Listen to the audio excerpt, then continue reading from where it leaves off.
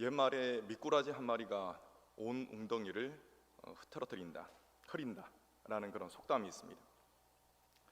이는 못된 한 사람이 온 공동체와 사회를 어지럽힌다 라는 뜻을 가지고 있습니다.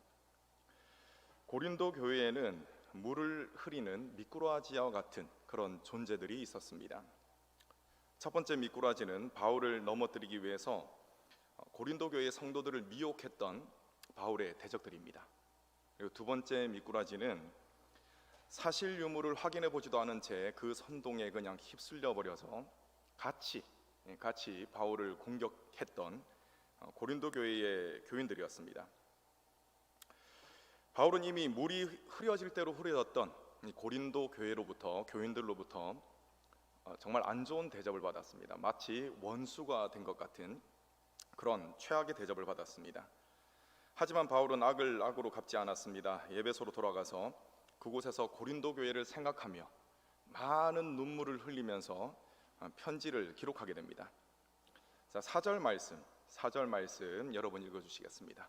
4절 시작. 내가 마음에 큰 눌림과 걱정이 있어 많은 눈물로 너희에게 썼노니 이는 너희로 근심하게 하려 한 것이 아니요 오직 내가 너희를 향하여 넘치는 사랑이 있음을 너희로 알게 하려 함이라. 아멘. 여러분, 이 편지는 바울이 4절에서 밝히는 바와 같이 사랑으로 인해서 기록한 편지였습니다. 바울은 고린도 교회 성도들의 이 배척으로 인해서 인격과 자존심이 완전히 짓밟혔습니다. 그런데 그 고통보다 바울을 더욱 괴롭히는 것이 있었습니다. 그것은 무엇이었냐면은 고린도 교회 성도들의 영혼을 걱정하는 데서 오는 괴로움이었습니다. 그래서 바울은 고린도 교회와 그 성도들을 생각하면서 눈물로 기도했던 것입니다.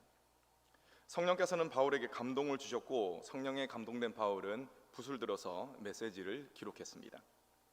자, 이렇게 쓴 편지가 뭐냐면은 4절에 기록된 많은 눈물로 쓴 편지인 것입니다. 이 편지를 이제 많은 눈물이다 이렇게 묘사한 것에서 알 수 있듯이 바울은 정말 애타는 마음으로 인해서 편지를 기록하면서도 많은 눈물을 흘렸을 것입니다. 안타깝게도 이 편지는 오늘날 우리에게 전해지지는 않습니다. 하지만 이 편지 이후에 기록된 고린도후서, 우리가 지금 살펴보는 이 서신을 통해서 이 편지의 내용을 대략적으로 짐작할 수는 있습니다. 많은 눈물로 쓴 편지에는 회개하지 않는 자에 대한 하나님의 심판, 그리고 회개를 촉구하는 그런 내용이 기록되었을 것입니다. 그런데 여러분, 이 모든 것들은 고린도 교인들을 저주하기 위한 목적으로 기록된 것이 아니라 고린도 교인들을 살리기 위한 목적으로 기록한 것입니다. 그들이 회개하기를 간절히 바라면서 기록을 했다는 것입니다. 다시 말해 바울은 이 눈물의 편지를 어떤 마음으로 기록했습니까? 고린도 교인들을 사랑하는 마음, 이 사랑의 마음으로 기록을 했던 것이죠. 성령께서는 이 편지를 통해서 역사하셨습니다. 그 전에 그렇게 강팍했던 그들의 심령이 깨어지기 시작했던 것입니다. 그렇기 때문에 고린도 교회의 성도들은 많은 변화를 보였습니다. 예전에는 바울의 진심을 전혀 알아주지 못했죠. 그런데 이제 바울의 마음을 서서히 알아가기 시작했습니다. 자, 바울이 자신이 정말 사랑과 긍휼히 여기는 마음으로 많은 눈물로 쓴 편지, 이 편지를 그대들에게 보냈다라는 것을 강조하고 있습니다. 자, 4절 말씀 제가 뒷부분 한번 읽어보겠습니다. 오직 내가 너희를 향하여 넘치는 사랑이 있음을 너희로 알게 하려 함이라. 아멘. 바울이 어떤 바람을 가지고 많은 눈물로 쓴 편지, 이 편지를 기록했다고 했습니까? 사랑의 마음으로, 회개를 간절히 원하는 마음으로 기록했다고 하고 있습니다. 여러분, 2절에 보시면은 내가 근심하게 한 자가 자신을 기쁘게 할 것이다 라고 기록하고 있습니다. 여러분, 이 부분을 우리가 이해를 해야지, 상황적인 그런 부분을 이해를 해야지 이것이 이해가 됩니다. 자, 제가 잠깐만 설명을 해드리겠습니다. 여러분, 바울이 쓴 많은 눈물로 쓴 편지, 이것은 고린도 교회 성도들을 근심하게 했습니다. 그렇다면 여러분, 어떤 사람들이 이 편지를 받아보고 근심을 했겠습니까? 어떤 사람들이? 자, 1번, 바울에게 잘해줬던 사람이 이 편지를 받아보고 근심했다. 2번, 바울을 막 대적하고 바울을 욕하고 했던 사람들이 이 편지를 받아보고 근심했다. 여러분 몇 번인 것 같으십니까? 2번이죠. 2번. 바울을 모욕하고 대적했던 사람들이 이 눈물의 편지를 받아보고 근심에 빠지게 되었던 것입니다. 자신이 정의롭다, 내가 정의롭기 때문에 행했다고 생각했던 그 모든 행동들이 알고 보니까 하나님의 심판을 받아 마땅했었던 그런 일들이었다는 것을 깨닫게 된 것이죠. 이 때문에 자신의 죄악을 깨달았던 이 사람들은 회개하지 않고는 버틸 수가 없었습니다. 그러니 그들이 회개했던 것이죠. 이러한 그들의 돌이킴, 이러한 그들의 회개가 바울을 기쁘게 만들었다는 것입니다. 또 이와는 반대로 회개를 해야 할 사람들이 회개하지 않을 것에 대해서는 바울이 걱정했습니다. 이 모든 것은 고린도 교회와 성도들을 사랑하기 때문에 바울이 가졌던 바람이었던 것입니다. 바울의 눈물의 편지를 통해서 영적인 눈을 뜬 고린도 교회는 교회를 깨끗하게 만드는 정화 작업을 시작했습니다. 이는 바울을 반대하는 일을 주도적으로 했던 사람들, 그 사람들에게 책임을 묻는 것이었습니다. 그래서 그들에게 징계를 하는 것, 그런 작업에 착수했다는 것입니다. 여러분 5절에서 말하는 근심하게 한 자, 이 사람들은 바울을 대적하는 일에 앞장섰던 자들을 의미합니다. 그들은 고린도 교회 공동체를 근심하게 만들고 또 약하게 만들었기 때문에 6절에서 밝히는 바와 같이 고린도 교회의 차원에서 징계를 받는 것이 마땅하다는 것입니다. 우리 6절 한번 읽어보겠습니다. 6절 시작.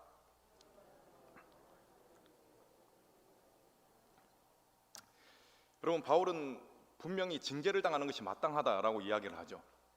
그럼 징계를 당하는 것이 마땅하면 징계를 받아야죠. 이렇게 진행이 돼야 되는데 바울은 그렇게 풀어가지 않습니다. 고린도 교인들을 진심으로 사랑했던 바울은 이러한 일에 대해서도 걱정을 합니다. 어떤 일요? 잘못한 사람들, 그 사람들을 징계하는 일에 대해서도 걱정을 하는 것입니다.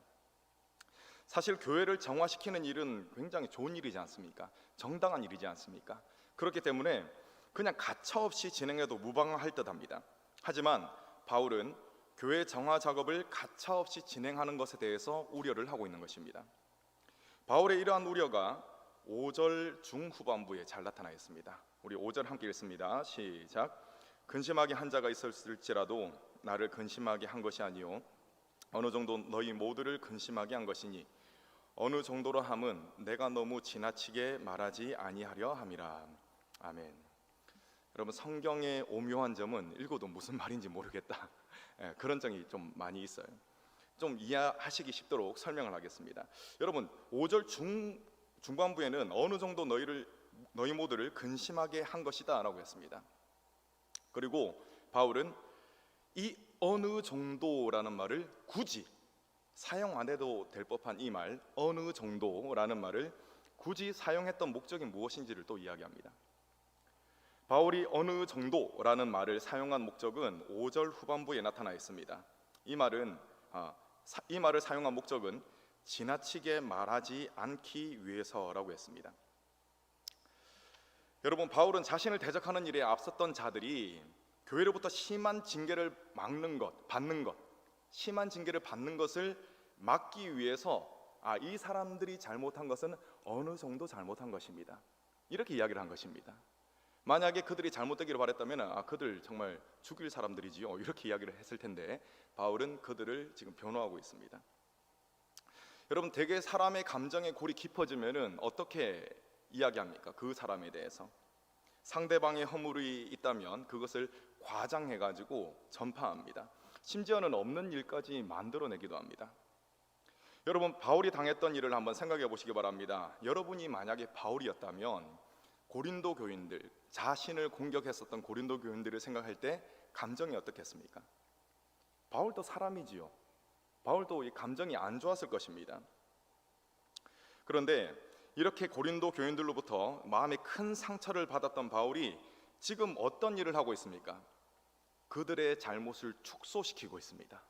그들이 잘못한 일은 죽일 일이 아니라 교회에서 완전히 내칠 일이 아니라 그 일은 어느 정도 잘못한 일입니다. 이렇게 이야기하는 것입니다. 여러분 7절 말씀을 또 보시면은 바울이 징계의 수위를 낮추는 것보다 더 파격적인 요구를 이 교회에 하고 있다는 사실을 우리는 알 수가 있습니다. 자, 7절 8절 말씀을 우리가 함께 읽겠습니다. 7절 시작. 그런즉 너희는 차라리 그를 용서하고 위로할 것이니 그가 너무 많은 근심에 잠길까 두려워하노라. 그러므로 너희를 권하노니 사랑을 그들에게 나타내라. 아멘. 여러분 정말 파격적인 요구이지 않습니까? 바울을 적대했던 자가 지금은 회개하고 있으니까 그냥 그들을 용서하고 위로하라는 것입니다. 그냥 가만히 두라는 것이 아니라 적극적으로 위로하라는 것입니다. 파격적인 요구입니다. 여러분 이러한 용서의 요구가 바로 하나님의 요구라는 사실을 기억하시기 바랍니다. 우리가 살아가는 사회는 물론이거니와 교회 내에서도 이러한 용서의 모습이 사라지고 있습니다. 용서는 둘째치고 다른 이의 허물을 못 본 척 덮어주려는 모습조차 찾아보기가 힘든 것 같습니다. 디모데후서 3장 3절 말씀이 이러한 인생의 모습을 잘 보여줍니다. 디모데후서 3장 3절 말씀 제가 읽어드립니다. 무정하며 원통함을 풀지 아니하며 모함하며 절제하지 못하며 사나우며 산한 것을 좋아하지 아니하며. 여러분 사회는 물론 교회 내에서도 다른 일을 험담하는 이 지방방송이 끊이지 않거든요. 이 부분이 참 안타깝습니다. 제가 이전에 들었던 이야기인데 여러분들도 들으셨을지 모르겠지만 제가 이전에 들었던 그 실제로 있었던 일을 좀 말씀을 드리겠습니다. 참고로 성은 제가 임의로 붙였음을 미리 말씀을 드립니다. 사창가에서 몸을 파는 여인이 있었습니다. 그런데 그녀가 복음을 전해 듣게 되었고 예수님을 영접하게 됩니다. 예수님을 영접하니까 교회 안 나가고는 버틸 수가 없는 겁니다. 교회 가고 싶어가지고 교회 가서 예배를 드립니다. 자, 그때부터 그녀는 그녀의 삶을 완전히 청산했습니다. 왜냐하면 이제 자신의 삶의 주인은 예수님이시거든요. 그래서 기존의 헌신자들이 부담스러워할 정도로 뜨거운 열정을 가지고 교회를 섬기기 시작했습니다. 시간이 어느 정도 흘렀습니다. 그녀는 신실한 믿음의 사람과 결혼을 해서 가정을 꾸리게 됩니다. 그녀는 다방면으로 활동을 하는 교회의 유능한 일꾼이었습니다. 왜냐하면 달란트가 많았거든요. 그런데 어느 순간부터 그녀의 행복에 급제동이 걸립니다. 한 집사가 그녀의 과거를 알아버렸던 것입니다. 이 집사는 그녀의 과거의 허물을 이 사람 저 사람에게 퍼뜨리기 시작합니다. 이봐 김 집사, 박 집사가 지금 되게 거룩해 보이지? 그런데 저 여자가 어떤 여자였는지 알아? 몸 팔던 여자야. 이런 내용의 이야기를 막 여기저기 퍼뜨리기 시작했습니다. 소문은 마치 빠른 속도로 굴러가는 눈덩이처럼 커져버렸습니다. 변화되어 주님을 향해 열정을 불태웠던 이 박 집사는 순식간에 교회 내에서 지금 마치 불륜을 저지르고 다니는 것처럼 그런 취급을 당해야만 했습니다. 지금 그녀가 잘못한 것이 아닌 예수님을 믿기 전에 과거가 주홍 글씨가 되어서 그녀의 목을 막 졸라대는 것입니다. 여러분 안타깝게도 이 실화는 슬프게 마무리됩니다. 정말 교회에 없어서는 안 될 그 정도의 훌륭한 일꾼이었던 이 박 집사님은 결국 교인들의 눈총을 견디지 못해서 목을 매 자살을 하고 말았습니다. 여러분 이것은 극단적인 예입니다. 하지만 이것과 비슷한 일들이 강도는 다르지만 이것과 비슷한 일들이 교회 내에서 얼마나 많이 일어나는지 모릅니다. 다른 사람의 부족한 부분, 다른 사람의 허물이 보이면은 그 사람을 위해서 기도를 해야 되는데 그것이 아니라 이 사실을 널리 전파하고 싶은 마음에 막 입이 근질거려서 사람들에게 막 전파를 합니다. 그것도 객관적인 사실만을 전달하는 것이 아니라 자신의 생각을 붙여서 없었던 일도 마치 있었던 일처럼 험담을 하는 일들이 생긴다는 것이죠. 여러분 사람의 고약한 특징이 뭐냐면은 상대방이 꼴보기 싫으면 싫을수록 더 많은 것들을 막 붙여가지고 전파를 하게 됩니다. 바늘처럼 작은 일을 몽둥이처럼 크게 부풀리는 것, 이것을 침소봉대라고 합니다. 그런데 다른 사람들을 헐뜯는 이 험담의 경우에는 거의, 저는 이것은 확신합니다, 거의 100%에 가까운 확률로 침소봉대하는 일들이 일어난다는 것입니다. 여러분, 이렇게 다른 일을 험담하는 것은 무엇에 빠진 증거냐? 바울이 이야기하듯이 사탄의 계책에 빠진 증거입니다. 사탄의 계책에 빠졌기 때문에 험담을 하는 것이죠. 사탄의 계책에 빠졌기 때문에 그 험담하는 것이 마치 자신이 정의로운 사람이 되는 것처럼 착각을 하고 그 일에 열을 올리는 것입니다. 바울은 11절에서 사탄의 계책을 이야기합니다. 우리 11절 말씀 여러분 읽어주시겠습니다. 11절 시작.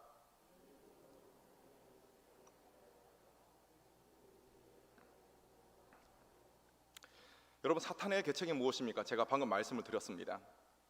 그리스도를 통해서 하나님과 화해하게 된 자들, 즉 하나님의 백성들이 연합하지 못하도록, 절대 연합하지 못하도록 하는 것, 그것이 바로 사탄의 계책인 것입니다. 여러분, 예수님을 믿는 사람들에게는 어떤 모습이 드러나야 되냐면은 용서와 사랑의 모습들이 나타나야 합니다. 그런데 이 용서와 사랑이 사라지게 만들어서 공동체를 분열시키는 것, 이것이 바로 사탄의 계책인 것입니다. 험담을 통해서 교인들 서로가 원수같이 여기도록 만드는 것, 그것이 바로 사탄의 계책인 것입니다. 바울은 그 누구보다도 사탄의 계책을 잘 알았습니다. 그렇기 때문에 바울이 어떤 행동을 했습니까? 그렇기 때문에 바울이 자신이 앞장서서 자신을 그토록 괴롭혀왔던 그 사람들을 변호하는 것입니다. 그 사람들을 자신이 먼저 용서하고 그 사람들의 방패막이가 되어주는 것입니다. 여러분, 고린도 교회에 어떻게 권면을 했습니까? 그 미꾸라지 같은 그런 존재들, 교회에 부정적인 영향을 끼쳤던 자들을 용서해 주라는 권면을 했던 것입니다. 바울은 사탄의 계책이 교묘하고 치명적이라는 사실을 잘 알고 있었습니다. 그렇기 때문에 이것을 재차 확인합니다. 우리 9절, 10절 함께 읽겠습니다. 9절, 10절 시작. 너희가 범사에 순종하는지 그 증거를 알고자 하여 내가 이것을 너희에게 썼노라. 너희가 무슨 일에든지 누구를 용서하면 나도 그리하고 내가 만일 용서한 일이 있으면 용서한 그것을 너희를 위하여 그리스도 앞에서 한 것이니. 아멘. 여러분, 바울이 참 머리가 좋은 사람 같습니다.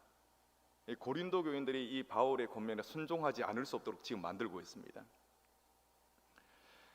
그래서 바울의 권면, 이 고린도 교인들은 이 바울의 메시지를 듣고, 하나님의 메시지죠, 이 메시지를 듣고 그 권면을 받아들였으리라 저는 생각이 되어집니다. 아무튼 여러분, 이쯤에서 제가 질문을 좀 드리겠습니다. 바울을 깎아내리기 위한 그런 헛소문이 고린도 교회에 막 퍼졌죠, 그죠? 퍼졌습니다. 그러면은 이 헛소문에 휘둘렸던 사람들은 잘못이 있습니까? 없습니까? 잘못이 있죠. 잘못이 있습니다. 사실 고린도 교회의 많은 사람들은 잘못된 선동에 휘둘렸습니다. 거짓에 휩쓸렸다는 것입니다. 또 교인들 가운데 선동당하지 않았던 사람들도 있었을 것입니다. 그런데 그들 중 대다수는 침묵하는 쪽을 택했을 겁니다. 여러분, 침묵도 죄악이 될 수 있습니다. 예수님을 십자가에 못 박도록 언도했던, 사형 언도를 내렸던 빌라도 한번 생각해 보시기 바랍니다. 빌라도는 예수님에게 죄가 없다는 사실을 누구보다 잘 알았습니다. 그럼에도 불구하고 그는 유대인 지도자들이 원하는 대로 십자가형을 언도했습니다. 여러분, 이것은 비겁한 침묵이었습니다. 그가 자신에게는 죄가 없다면서 막 손을 씻고 했지만 그것이, 그의 그런 행동이 그의 죄를 없애주지는 않았습니다. 지금도 그는 사도신경의 신앙 고백 속에서 침묵했던 비겁자로 되뇌어지고 있습니다. 주님 다시 오실 그날까지 그렇게 될 겁니다. 여러분, 이와 같은 이유로 인해서 선동을 당했던 교인들, 그리고 그것에 그냥 묵묵하게 내일 아닌데 이러면서 침묵했던 교인들, 그들 모두는 바울에게 큰 잘못을 저질렀던 사람입니다. 이것을 부인할 수가 있겠습니까? 이처럼 바울에게 큰 잘못을 범했던 고린도 교인들을 향해서 바울은 이렇게 이야기합니다. 내가 예수 그리스도 안에서 여러분들을 용서했으니까 여러분들은 교회의 물을 흐렸던 그들을, 앞장서서 자신을 대적했던 그들을 용서해 주십시오. 이런 권면을 했던 것입니다. 여러분, 바울은 자신의 인격이 완전히 짓뭉개지는 그런 견딜 수 없는 그런 순간에도 예수 그리스도를 생각하며 그들을 먼저 용서했습니다. 그들이 잘못했습니다라고 먼저 나온 게 아니에요.